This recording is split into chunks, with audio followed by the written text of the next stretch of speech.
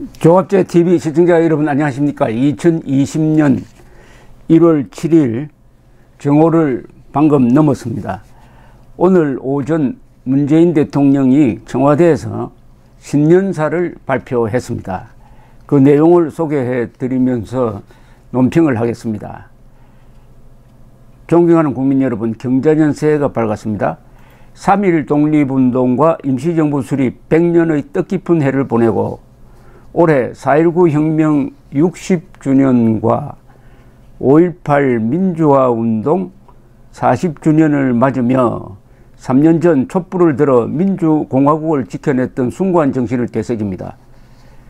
여기에 질문이 있습니다.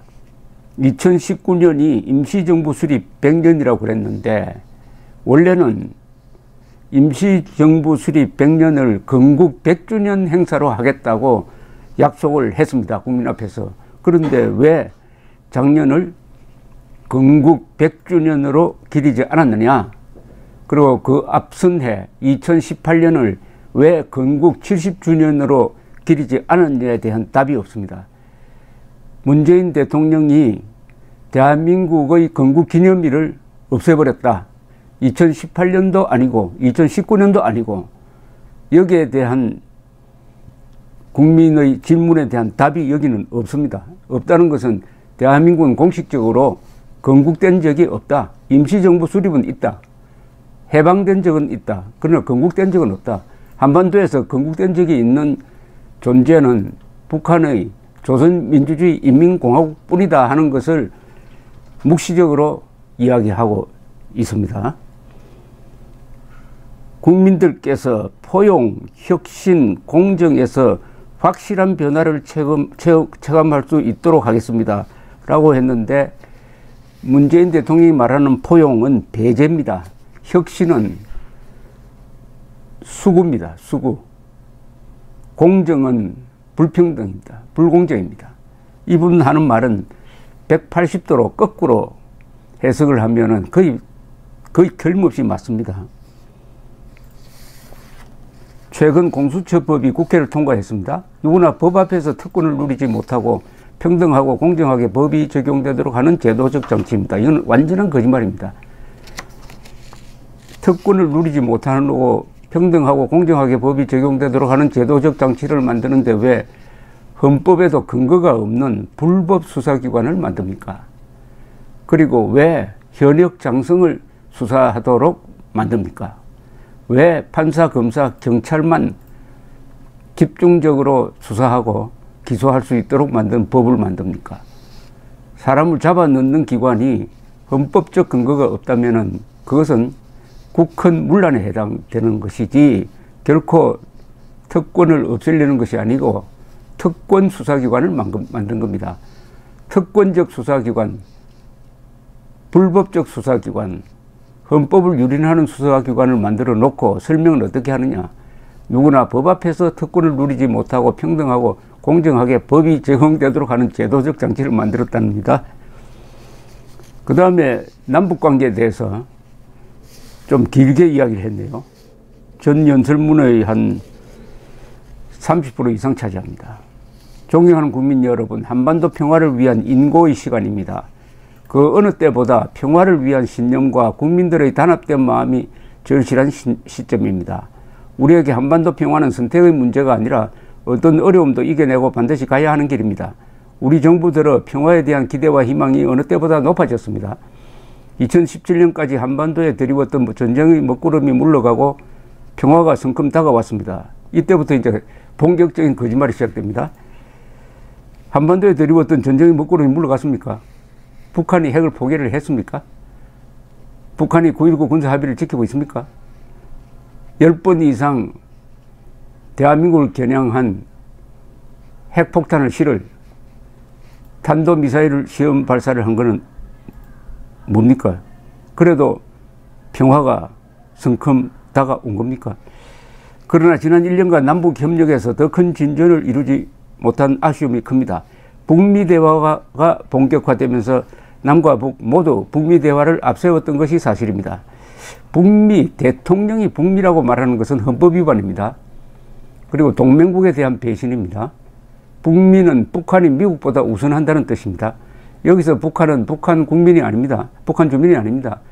북한 노동당 정권입니다. 북한 노동당 정권은 헌법 제3조에 의해서 반국가단체, 우리의 영토를 강점하고 있는 반국가단체로 규정되어 있습니다. 그런데 미국은 동맹국입니다. 국가도 아닌 범죄 집단을 동맹국보다 앞세우는 북미하고 있습니다.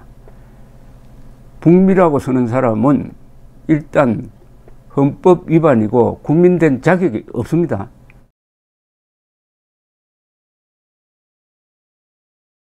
여러분도 절대로 북미라고 쓰면 안 됩니다. 미북이라고 해야 됩니다.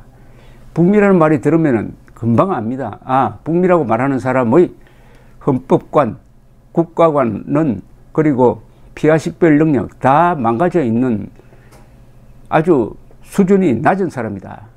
그 수준이 낮은 사람이 지금 청와대에 있다 이겁니다. 북미 대화가 성공하면 북미 계속 북미입니다.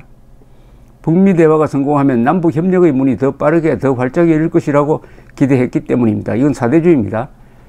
남북 대화가 성공해야 남북 협력의 문이 열리는 거지, 북미 대화에 의존해 가지고 그것 잘 되면 남북 협력의 문을 열겠다, 이거는 노예 근성입니다. 한반도 문제는 우리가 주도적으로 해결해야지 미국이 왜 우리를 위해서 해결합니까? 북미 대화의 동력은 계속 이어져야 합니다. 무력의 과시와 위협은 누구에게도 도움이 되지 않습니다.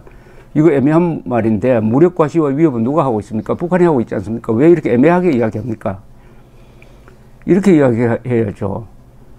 핵 무장을 중단하지 않으면은 대화도 평화도 없습니다.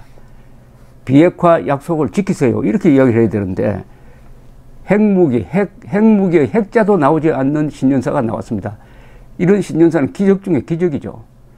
지금 북한의 핵무장으로 해서 우리의 생존이 위협받고 있는, 오늘 밤이라도 김정은이가 발작을 해가지고 발사보탄을 눌러버리면은 한반도는커녕, 한반도는 물론이고 이 주변이 방사능 오염되는, 한반도가 완전히 황폐화되는 이런 일촉즉발의 위기 속에 살고 있는, 그리하여 대한민국의 안전을 지키라는 위임을 국민으로부터 받은 대통령이 핵무장, 비핵화, 핵개발, 그리고 핵을 만들어서는 안 된다 등등 핵이란 말을 한 번도 쓰지 않았습니다. 여기서.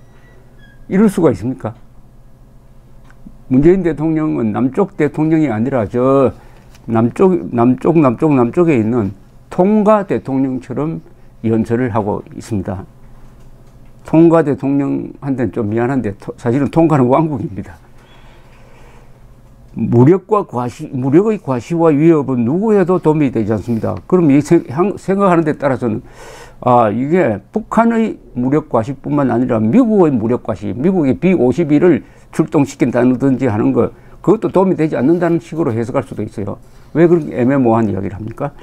우리 정부도 북미 대화의 촉진을 위해 할 수 있는 노력을 다할 것입니다. 그러나 북미 대화의 교착 속에서 남북 관계의 후퇴까지 염려되는 지금 북미 대화의 성공을 위해 노력해 나가는 것과 함께 남북 협력을 더욱 정진시켜 나갈 현실적인 방안을 모색할 필요성이 더욱 절실해졌습니다. 전쟁 불용, 상호 안전 보장, 공동 번영이라는 한반도 평화를 위한 세 가지 원칙을 지켜나가기 위해 국제적인 해결이 필요하지만 남과 북 사이의 협력으로 할 수 있는 일들도 있습니다. 남과 북이 머리를 맞대고 진지하게 함께 논의할 것을 제안합니다. 남과 북은 국경을 맞대고 있을 뿐만 아니라 함께 살아야 할 생명 공동체입니다. 또 말 하나 만들었네요. 왜 생명 공동체죠? 아니, 조갑제와 김정은이가 생명 공동체입니까?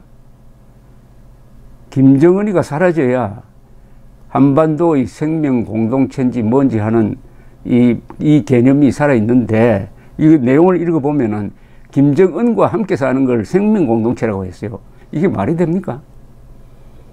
김정은과 대한민국 국민이 함께 사는 게 생명 공동체입니까? 역시 이승만 대통령의 탁기현이 머리에 떠오릅니다. 이승만 대통령은 공산당은 호열자와 같다, 콜레라와 같다, 인간은 호열자와 같이 살 수 없다 라고 함으로써 북한 노동당 정권과의 공동체론을 일격으로 그냥 무산시켰는데 2020년에 문재인 대통령은 공산당과 함께 사는 것, 바이러스와 함께 사는 것을 생명 공동체라는 말장난으로 쭉 넘어가고 있습니다.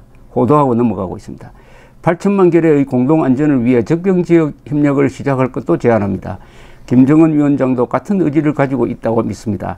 2032년 올림픽 남북 공동 개최는 남북이 한민족임을 세계에 과시하고 함께 도약하는 절호의 기회가 될 것입니다. 아니 2032년에 올림픽 남북 공동 개최를 하려면은 북한이 스포츠 정신이 있어야 될 것 아니겠습니까? 작년에 축구 시합을 하는데 관중도 하나도 없는 이런 폭력이 난무하는 축구 시합을 해놓고 그런 쪽과 어떻게 평화와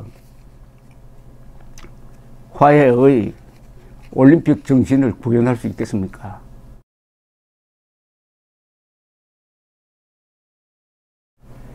남북 정상 간 합의 사항이자 IOC의 공동 유치 의사를 이미 전달한 국제사회와의 약속이기도 합니다. 반드시 실현되도록 지속적인 스포츠 교류를 통해 힘을 모아 가길 바랍니다. 올해 우리나라에서 개최되는 제1회 동아시아 역도 선수권 대회와 세계 탁구 선수권 대회에 북한의 실력 있는 선수들이 참가하기를 기대하며 도쿄올림픽 공동 입장과 단일팀을 위한 협의도 계속해야 할 것입니다. 이 도쿄올림픽 출전을 준비하고 있는 선수 감독들에게 골칫거리를 하나 또 안겨주었습니다. 공동 입장 단일팀을 만들기 위해서 우리가 또 얼마나 북한에 뜯어먹히고 북한을 만족시키기 위해서 우리 선수들과 감독들이 희생될지.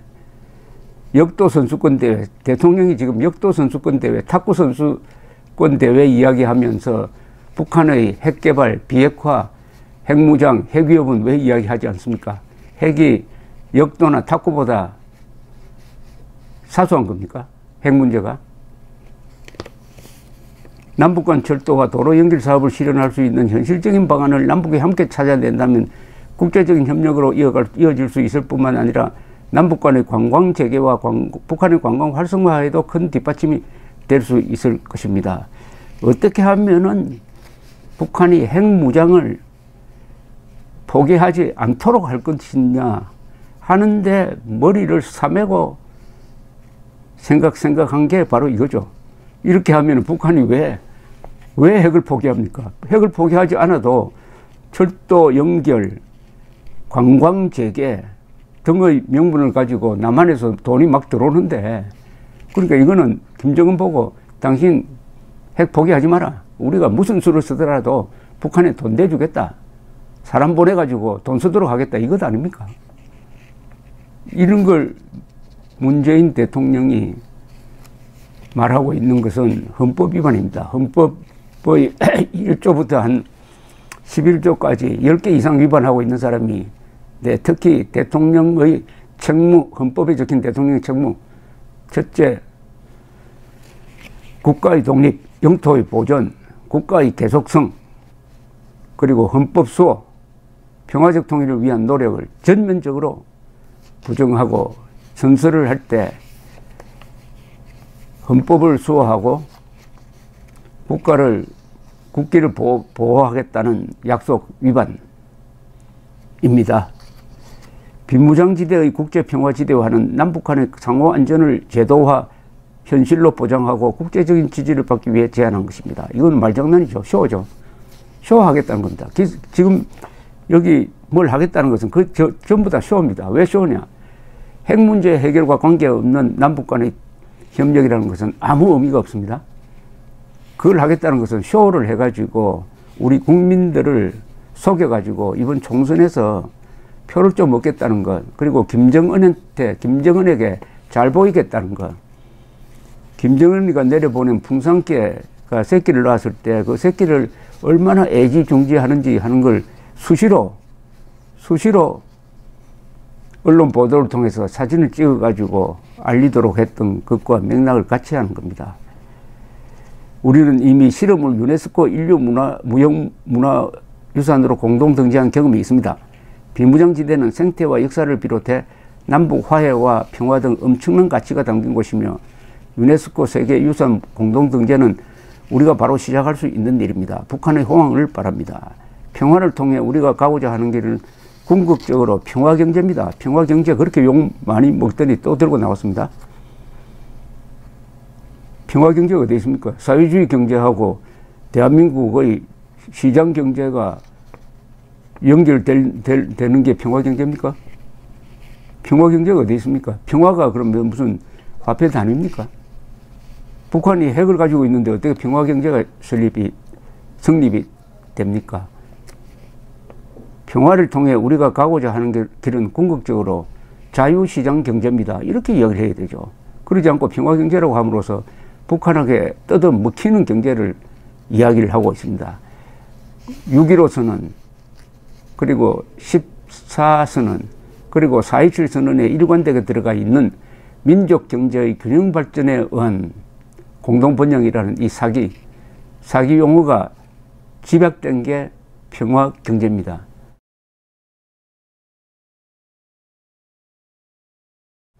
민족경제, 평화경제 다 거짓말이죠. 민족경제가 어디 있습니까? 북한과 한국 사이에 경제가 공동의 분모를 가지려면 화폐가 동일을 해야 되고 시장경제든지 사회주의 경제든지 하나로 정리가 되어야 합니다. 그것 놓아두고 평화경제, 민족경제라고 하는 것은 어떻게 하든지 북한 노동당 정권에게 퍼주기로 하는 것을 국민들에게 속이기 위해서 만든 용어입니다. 나는 그도 만나고 끊임없이 대화할 용기가 있습니다. 개성공단과 금강산 관광 재개를 위한 노력도 계속해 갈 것입니다. 왜 이 노력을 우리가 해야 됩니까? 북한이 해야지. 노력을 계속해 주십시오 해야 되죠. 그런데 계속해 가겠대요. 분명히 김정은은 갑이고 문재인은 을입니다. 일관된 흐름입니다. 지난 한 해 지켜지지 못한 합의에 대해 되돌아보고 국민들의 기대에 못 미친 이유를 되짚어보며 한 걸음이든 반 걸음이든 끊임없이 전진할 것입니다. 이것도 범법자와 피해자를 동일시하는 논리구조입니다. 지난해 지켜지지 못한 합의라고 하면 안 되죠. 북한이 지키지 않은 합의에 대해서 이렇게 이야기를 해야 되죠. 북한이 지키지 않은 9.19 군사 합의에 대해서, 북한이 지키지 않은 4.27 판문점 선언에 대해서 이렇게 이야기를 해야 되는데, 이건 누가 지키지 않았는지 명시도 하지 않고, 이건 범죄자와 피해자를 한 단어로 묶어가지고 선악 판단과 피하 구분을, 그리고 진위 구분을 못하게 만드는 가장 비교육적인, 그리고 국민들에게 사리 분별력을 갖지 못하도록 하는 아주 나쁜 표현입니다. 대통령이 이런 말을 하면 안 됩니다. 대통령은 국민들이 다 바라보는 가장 큰 교사입니다. 가장 큰 교사가 이런 비교육적이고 비사실적이고 반역사적이고, 그리고 무엇보다도 거짓 선동을 아주 달콤하게 만들어 가지고 국민을 속이려고 하는 것은, 속된 말로 국민을 개돼지로 보지 않는다면 할 수 없는 말을 지금 하고 있습니다. 이렇게 말장난을 하면은 열화와 같이 박수를 치는 사람들이 있을 것이다. 이걸 믿고 하는 것 아닙니까? 평화통일의 의지를 다지는 공동행사를 비롯하여 김정은 위원장의 답방을 위한 여건이 하루빨리 갖춰질 수 있도록 남과 북이 함께 노력해 나가길 바랍니다. 답방을 위한 여건이 갖춰지려면 북한이 노력해야 되는데 왜 여기 남한까지 끌어들입니까? 그러면 앞으로 김정은 위원장 환영 대회를 할까요? 이승만 광장에서 그렇게 하라는 뜻입니까? 인공기 들고. 왜 우리가 조건을 만들으라고 합니까? 김정은이 보고 몇 가지를 요구를 해야 되죠. 핵을 포기하라. 대한민국 적화 야욕을 포기하라. 노동당 규역 바꿔라. 헌법 바꿔라. 그러면은 올 수도 있다.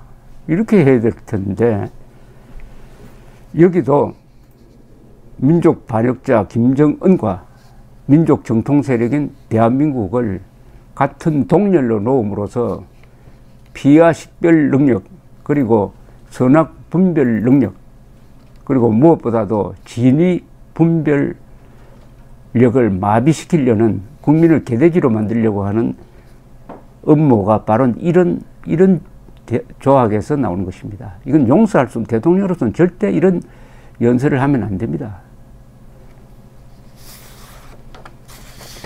마지막은 또 항상 이런 연설의 마지막은 근사합니다. 근사한 게 아니라 허황되고 간교하고 저질이죠. 이렇습니다. 극단주의는 배격되고 보수와 진보가 서로 이해하며 손잡을 수 있어야 합니다. 저부터 더 노력하겠습니다. 극단주의를 배격한다고요? 대한민국의 지금 극단주의 세력은 종북, 주사파, 문재인 정권 아닙니까? 극단주의는 뭡니까? 헌법을 무시하는 게 극단주의 아닙니까? 그리고 거짓말을 하는 것 아닙니까? 그리고 극단의 극단인 김정은을 추종하는 게 아닙니까? 그런데 극단주의는 배격하고 보수와 진보가 서로 이해하면 손잡을 수 있어야 합니다. 아니, 문재인 집권하고 나서 단 한 사람의 자유우파 인사를 청와대로 초청해서 만난 적이 있습니까? 단 한 사람. 또는 이승만 광장에 모인 대한민국 국민입니다. 국민과 대화를 시도한 적이 있습니까? 없잖아요. 대한민국 국민의 반을 적으로 보고 있는 문재인 씨 아닙니까? 그걸 이런 말로 극단주의는 배격되고 보수와 진보가 서로 이해하며 손잡을 수 있어야 합니다. 이런 말로 때울 수 있다고 생각하는 게 놀랍습니다. 확실한 변화를 통한 상생도약을 최우선 과제로 삼고 더 자주 국민들과 소통하겠습니다. 확실한 변화, 상생도약, 이런 애매모호한 말을 하는 사람이 정치적 사기꾼입니다. 확실한 변화가 뭡니까? 상생도약이 뭡니까? 여기에는 한 100가지 설명이 가능합니다. 그러면 이 말은 의미가 없다는 겁니다. 상생도약이란 말은 한 가지 설명만 가능해야 그게 언어로서의 기능을 합니다. 사람이란 말이 100가지 의미를 전달한다면 그게 무슨 의미가 있습니까? 가장 아름다운 변화는 애벌레에서 나비로 탄생하는 힘겨운 탈피의 과정일 것입니다. 이런 말 쓰는 사람 조심해야 됩니다. 이런 비유법 쓰는 사람. 곤충에서 일어난 일과 세상의 인간 사이에서 일어난 일은 아무 관계가 없어요. 그걸 연결시키는 것은 저 무슨 영화를 보고, 재난 영화를 보고 갑자기 탈원전 결심하는 것과 마찬가지입니다. 영화와 현실을 혼돈하는 판타지 속에서 사는, 그리고 그 판타지를 선동적으로 이용하려는 것과 마찬가지죠. 지난 2년 반 우리는 새로운 질서를 만들고자 노력했습니다. 새로운 질서를 만든다고요? 대통령이 새로운 질서를 만들 수가 있습니까? 하나님도 못합니다. 새로운 질서는 국민들이 오랫동안 살아가면서 서서히 만드는 거지. 2년 반 동안 어떻게 새로운 질서를 만듭니까?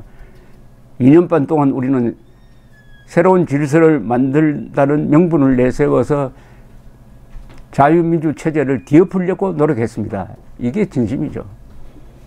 이제 나비로 확실히 변화하면 노사라는 두 날개, 중소기업과 대기업이라는 두 날개, 보수와 진보라는 두 날개, 남과 북이라는 두 날개로 상생도약하게 될 것입니다. 이것은 아주 수준이 낮은 말장난입니다. 말장난.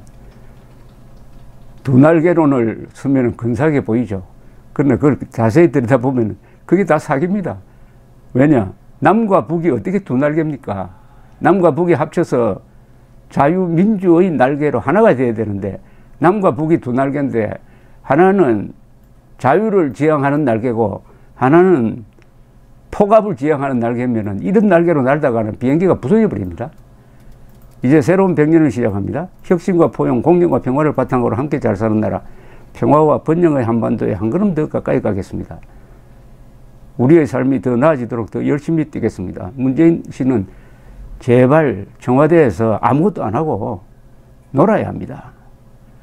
악한 사람이, 머리 나쁜 사람이 열심히 뛰면은 재앙이 오는데, 거기다가 머리도 나쁘고 마음도 나쁜 사람이 열심히 뛰면은 대한민국 무너집니다. 이 오늘 신년사를 읽으면서 원래 국민들이 더 정신 바짝 차리고 이 문재인식의 이런 선동에 넘어가지 말고 어떻게 하면은 헌법을 달달 외우면서 헌법이란 무기를 들고 헌법이란 방패를 들고 헌법을 유린하는 세력을 응징할 것이냐를 고심해야 합니다. 그러려면은 우선 이승만 광장으로 지금보다 사람들이 10배, 100배 더 나와야 합니다. 원래 이런 대규모 시위는 폭력을 행사해야 세상을 바꿀 수가 있습니다. 4.19 그리고 1987년 6월 사태 다 폭력이었습니다. 그러나 지금 대한민국 국민들은, 자유를 수호하는 국민들은 폭력 행사를 하지 않으려고 합니다. 헌법 테두리 안에서 세상을 바꾸려고 합니다. 그러려면은 이 시위의 질과 양에서 양이 한 10배쯤 늘어야 합니다. 10배쯤 늘어야 폭력 행사를 하지 않고도 세상을 바꿀 수 있습니다.